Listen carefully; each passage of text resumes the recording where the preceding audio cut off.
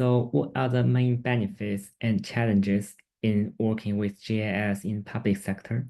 And it would be great to hear your perspectives on what makes working in the public sector unique and the rewards and challenges of working with GIS in the next context.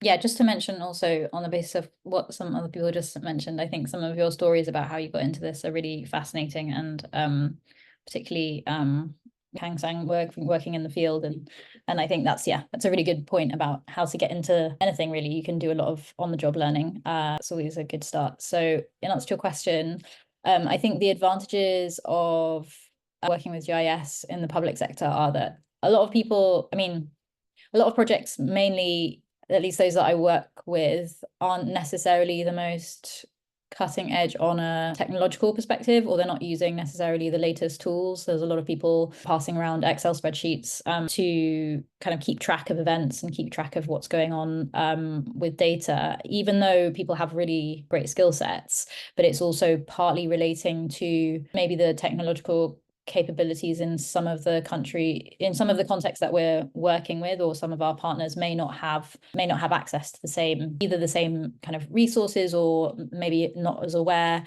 of kind of options for data visualization.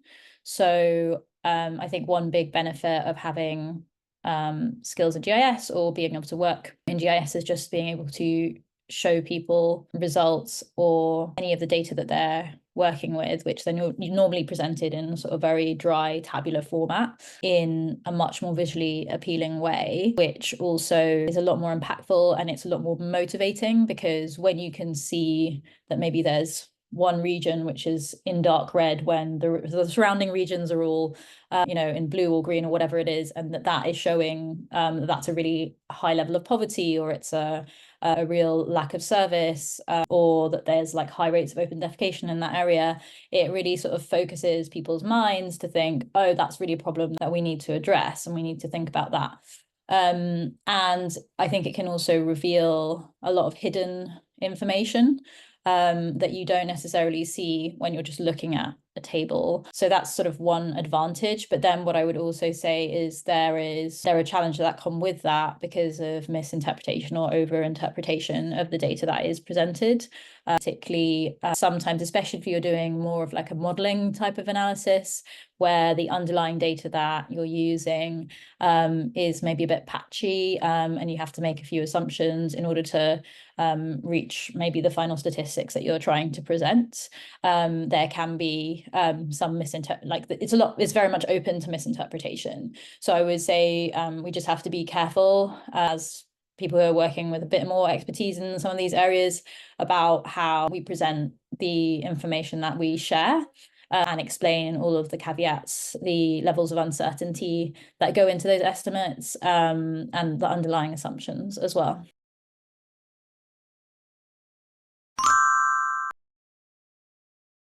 First, I just wanted to say everything that Sophie just said really resonated with me.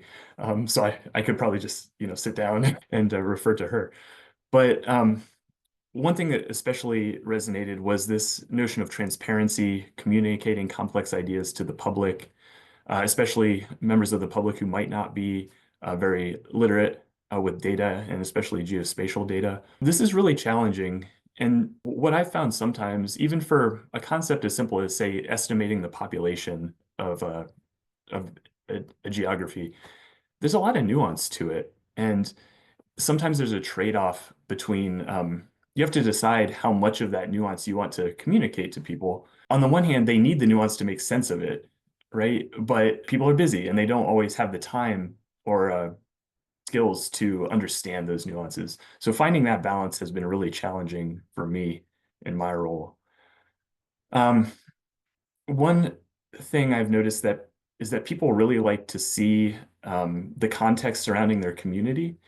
And GIS is a great tool for this, right? There have been so many times where, I've been working with someone who hasn't worked with maps extensively or with GIS data. And so just taking a table of address records and putting those addresses on a map is really helpful for some people who aren't used to dealing with data in that way. And then if you go another step and put the points on the map with other contextual information, perhaps in an interactive web map where they can zoom around and pan around, it really helps them make sense of that information. It also helps with unintuitive geographies. So I work a lot with census data from the US Census Bureau. And so there are geographies that are really important, for keeping track of things like census tracts or census block groups, but no one can identify what census tract they live in until you put it on a map. And then they can zoom in and click on it and they can see, okay, well, this is the tract I live in, and so this is the data that applies to my neighborhood. So GIS has been really helpful for that. I'll get into a little bit into the technical details here. I really like to capture my work in Jupyter notebooks or using scripts generally. And this is something that's kind of new for our organization. Previously, we used a lot of spreadsheets, which Sophie also alluded to. And it was very difficult to understand the process that went into coming up with some of this data. And so by scripting things, it becomes much more clear exactly what were the inputs, how were those inputs transformed to produce outputs. And so I think that's really helpful. Mostly it's helpful for me and my coworkers to understand our own work, but sometimes it's also helpful to distill some of that and share it with the public so that they can understand what we did. And so we can be transparent so people don't feel like we're trying to deceive them. Let's see. One thing we really struggle with, I'll wrap up soon. One thing we really struggle with is data collection and maintenance. We often have to choose not to collect data that we would really like to have because we just don't have the capacity to maintain it in perpetuity. So just to give you one example, for years we've collected building permit data for residential units from local communities, and it's an incredibly valuable data set, but it just takes so much time to reach out to all of those communities and collect that data and standardize it that we've had to back off from that recently. We still do it from time to time as needed, but we don't do it as a routine in our routine course of business. So that's been a struggle for us. And I'll say one last thing, which is I think the effective use of GIS and of data more broadly is highly dependent on the degree of data maturity in your organization. And data maturity requires a level of commitment at all tiers in your organizational hierarchy. And I'm very lucky to work in an organization where the value of data, at least, is understood. But even in my organization, it's a struggle to get people to understand the complexities that underlie some of this data work. And so developing that data maturity, I think it will be really important for us, and I imagine for a lot of other organizations as well.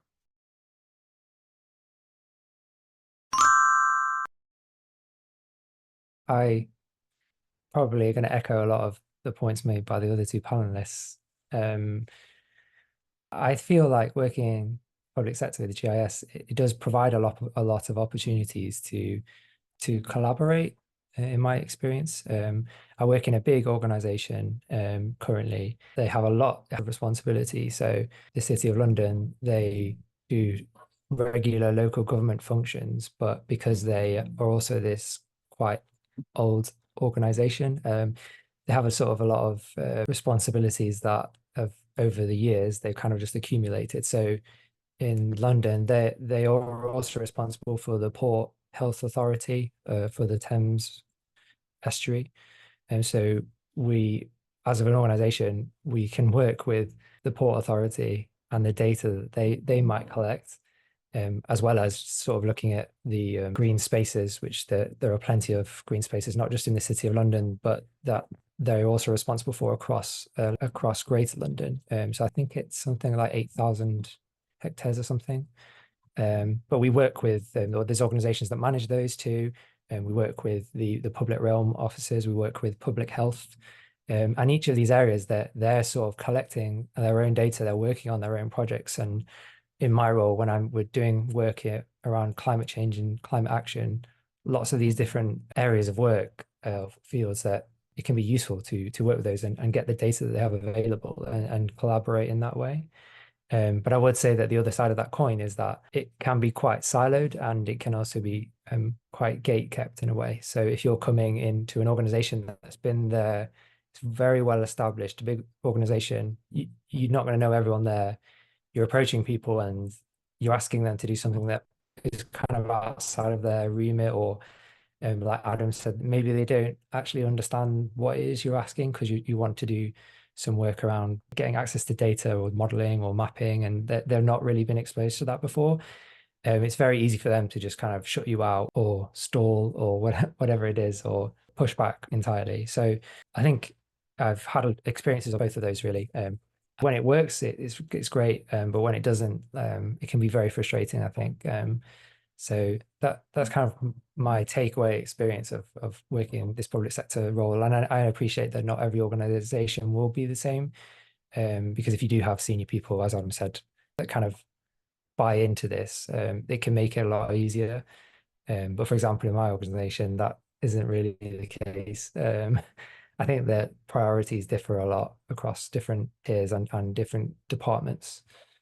So that's kind of my main takeaway. The other thing I would just touch on is that, again, we probably, like other organizations, that the technology that we use is not very modern or up to cutting edge, and we can kind of be a little bit hamstrung by that as well. Like I similarly, in my PhD, work mostly in Jupyter notebooks, for example, but I'm unable to do any access that software, or even access on my work laptop, access the terminal. So I couldn't really do any, I'm not really able to do any coding without it being a real pain. And we're using ArcGIS, and you have to write a business case for every employee that you want access to that, because licenses cost money, but at the same time, they're not willing to use QGIS or open source software that I'm more familiar with from my previous experience.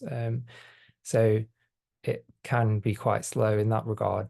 But I think it's just the nature of working in the public sector, that maybe you just kind of have to accept that it's going to be this slow beast, and that it's not very dynamic, or it's going to overhaul or change quite quickly.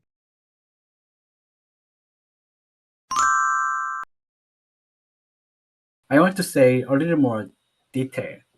So at the first, people tend to overestimate what GIS professionals can do. It's fun, but it is true. So we handle a lot, from visualization and analytics to technical writing, which gives us distinct advantages. It's rigid, like a two-sided mirror.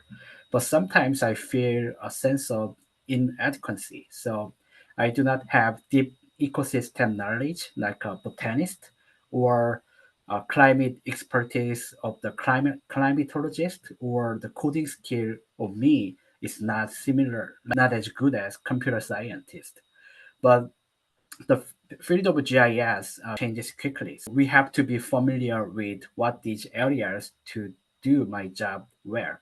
So when I think about a year ago, at the time, ChatGPT and all kind of AI was not very popular. But right now, everyone uses ChatGPT, and they just ask that knowledge to the ChatGPT instead of sending an email to GIS professionals.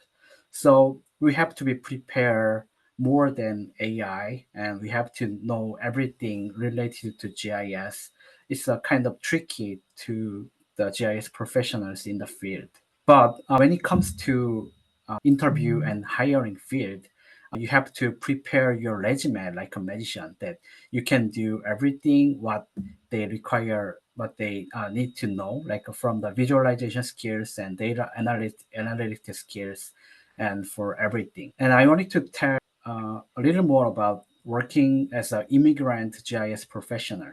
So compared to domestic student or domestic people, we do not have a common sense, like basic understanding about the history, culture, physical, and human geographic background of the region. However, to work at the regional field, we have to know almost everything from the name of the river, name of the mountain, and name of the county and city and location, and what is the problem and how many people are living there, what is their actual needs and problems. So we have to think who is your audience. So the first thing I did after getting a job offer, I learned everything about the Minnesota, and particularly what kind of tree species are there and how many acres of forest are there and what is the recent problems and conflict of this community, because I have to be prepared to work properly. So compared to, when I compare me to the Minnesota, native Minnesotans, I'm a minor, but I have to work properly. So I think learning yourself to be a proper GIS analyst is a kind of essential thing. So this could be challenging, but I think it is the thing you need to do. And just in general, when I'm working in the team, communicating with coworker who has not friendly with you is another challenging things we need to overcome. So when you make, for example, when you're making a map, some people does not like your style. Like some people would like to change the color scheme, or some people do not like your nose arrow style, something like that. So you have to communicate with team members and get to be familiar with the team culture. I think these are the real advantages or could be challenge when you're working with GIS in the public sector.